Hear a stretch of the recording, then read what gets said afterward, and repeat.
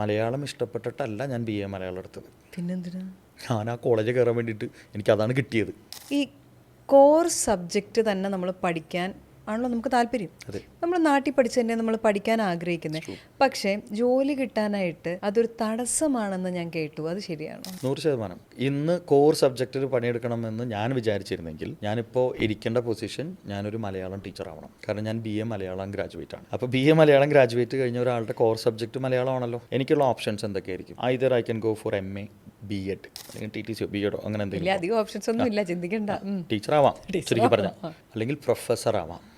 നെറ്റൊക്കെ എഴുതിയെടുത്ത് അതിൻ്റെ ഒത്തിരി അഡ്വാൻസ് വേർഷനിലേക്ക് പോയാൽ പ്രൊഫസർ. അല്ലെങ്കിൽ എനിക്ക് സാഹിത്യമായിട്ട് എന്തെങ്കിലും താല്പര്യമുള്ള ആളാണെങ്കിൽ നല്ലൊരു എഴുത്തുകാരനാവാം. അല്ലെങ്കിൽ അതിൻ്റെ ആ ഒരു സെഗ്മെൻറ്റ് കലാപരമായിട്ടുള്ള കാര്യങ്ങളിലേക്ക് കിടക്കാം. സ്ക്രിപ്റ്റ് റൈറ്റർ ആവാം, സിനിമ അങ്ങനെയുള്ള രീതിയിലേക്ക് പോകാം. പക്ഷെ ഇതിനുള്ള കഴിവൊന്നും എനിക്കുണ്ടായിരുന്നില്ല. കാരണം എന്താണെന്ന് വെച്ചാൽ മലയാളം ഇഷ്ടപ്പെട്ടിട്ടല്ല ഞാൻ BA മലയാളം എടുത്തത്. പിന്നെന്തിനാ?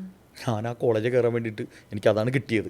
കാരണം 2 രീതിയിലാണ് നമ്മുടെ കേരളത്തിൽ കുട്ടികൾ കോഴ്സുകൾ തിരഞ്ഞെടുക്കുക. ഒന്ന്, I want to study in that particular institution any subject.